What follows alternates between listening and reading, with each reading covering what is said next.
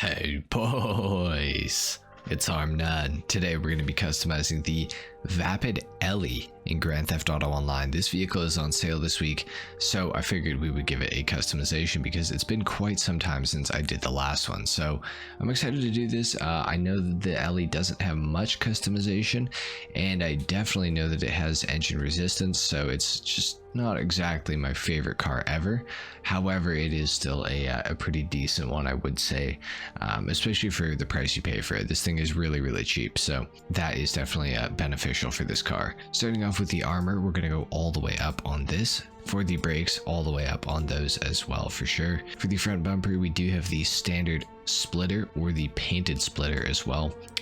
Personally, I don't know, I kind of like it, but at the same time I kind of don't. I think we'll go for the standard splitter just to separate kind of the colors a little bit, so we'll do that. For the engine itself, we're going to upgrade that all the way. For the exhaust, we have the side exit exhausts that we can add on here. We can also do it with the custom hood as well. I think it is kind of weird that Ellie has exhaust options that are to do with the hood. We have another side exit exhaust, but with the custom hood, and we also have the stock exhaust with the custom hood as well, so that's kind of interesting. We got the sacrilege hood with the blower. We got it with the blower too. Sacrilege with exhausts out the hood, and then sacrilege with exhausts number 2. Not a big fan of any of the huge bug catchers. I think that we will go for the, you know what, maybe we'll go for the stock exhaust. I kind of like the hood scoop on this thing, but I don't really want to get rid of the hood scoop to go for the custom exhaust, so I think we're just going to leave that alone actually. For the headlights, we are going to go xenon for sure.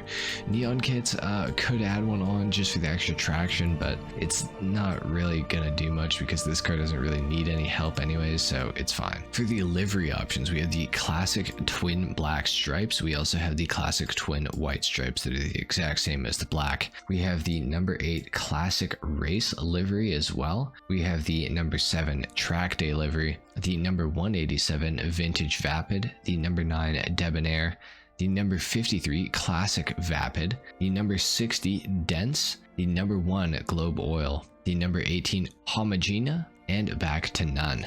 I'm personally thinking that I really like the number 8 classic race livery. I think that that looks great, so we're gonna go for that one. For the plate, we're gonna go yellow on black. For the respray of the car, I do think that this thing does look great in a white with this livery. However, at the same time, it could look really cool in a different color, like maybe a silver, even rolled steel, something like that. Could even get really adventurous and go for something a little bit brighter, like a yellow with the blue. That's honestly not bad. I do actually really like the look of that. Do I want to go for it though? That's the question. I'm not really sure. Let's go through the greens here as well and just take a look here. Gasoline green with this, honestly, I feel like that looks pretty sick. That might be my favorite one so far that we've seen. Let's see about some of the other blue options here. What if we went for like a, oh, okay, so that stripe is pretty much ultra blue, so we're not gonna go double ultra blue for sure. Why does bleached brown kind of look good with this livery though? Like, what's with that? You know what, I actually kind of like that a lot. I think we might go bleached brown for the primary color, but hang on, maybe for the livery we'll change it up and we'll go for like a black livery. Oh wow, that actually looks really clean. I like that a lot. We're gonna go for the twin black stripe with the bleached brown look. We can also add a sun strip onto this thing. We can go for the Vapid Motor Company, the Vapid Racing, Chapal, and of course globe oil. It doesn't really fit with anything that I'm doing. The Vapid Motor Company one is definitely my favorite of those options, but I still don't think that it really belongs on the car, so we're just going to leave it alone and not add one on. For the suspension on this thing, we could lower it all the way down. I think that we will because I don't think it's going to clip through or anything, so it should look pretty good. Transmission all the way up, of course, the turbo as well for sure. For the wheels, you know, the stock wheels on this car honestly look pretty good. Maybe under the muscle category though, we could find something that just looks even better. The Crackers look really good. That is my go-to like muscle rim, so could go for those. What about, is there anything else in here that looks cool at all? Not really.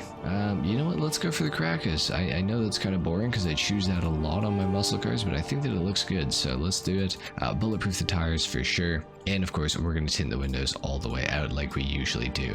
This thing looks mean. I really like how this has turned out, actually. I'm excited to see it in the sunlight, so let's head on outside here and just take a little gander at the car and see what it looks like in the sun. And it looks pretty good, I have to say. I do really like how this has turned out. Oh yeah, this thing looks great. It looks so good, actually. I'm very happy with how this has turned out. Now, of course, before we do anything else, we got to do a little bit of a sound test here, so let's take a listen.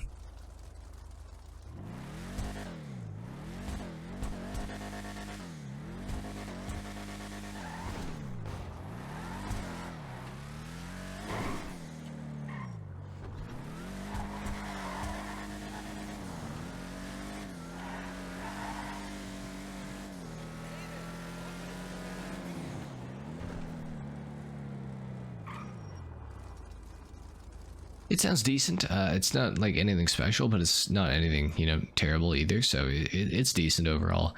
The interior on this thing is pretty basic. Nothing too special here at all. So that is kind of unfortunate.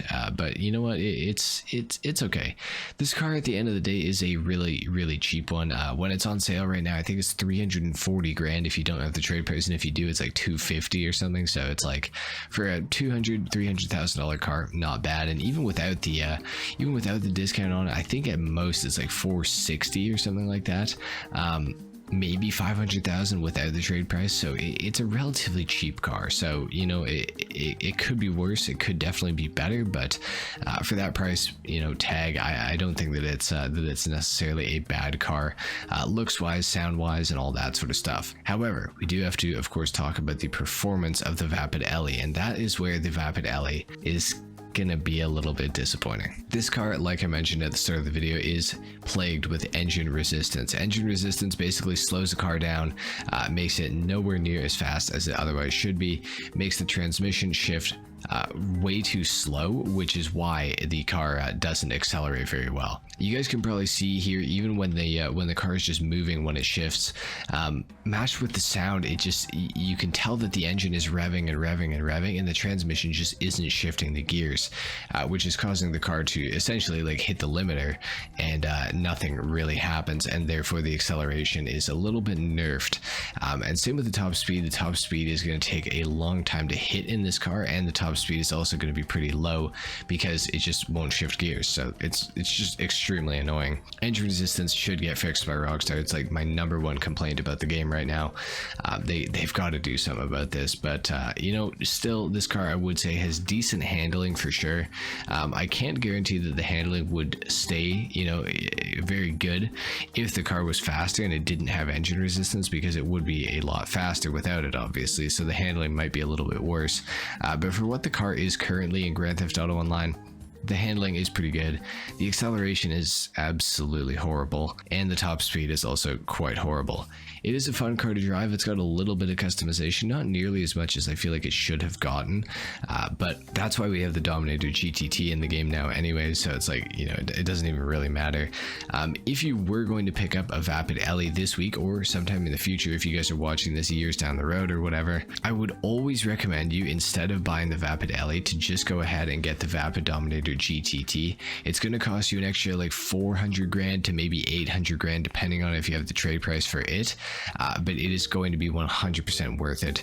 It's a top 5 fastest muscle car in the game. It's, you know, it's quick, it looks good, it's got better customization than this, it sounds better than this, and it just performs in every single way better than the Vapid Ellie. So if you're going to buy an old Mustang in GTA, make sure you buy the Vapid Dominator GTT. That is my recommendation. Do not pick up the Ellie this week while it's on sale, or if it's full price when you guys are watching this, do not pick it up. Just save up and get the Vapid Dominator GTT. You're not missing anything with the Vapid Ellie. Anyway guys, that is pretty much it for my customization and review on the Vapid Ellie in Grand Theft Auto Online. If you guys enjoyed this video, if you learned something about this car, let me know in the comments down below. Leave a like if you enjoyed, if not dislike of course. Subscribe to the channel if you guys are new, and I will see you all in the next video. Until then, take care. Peace.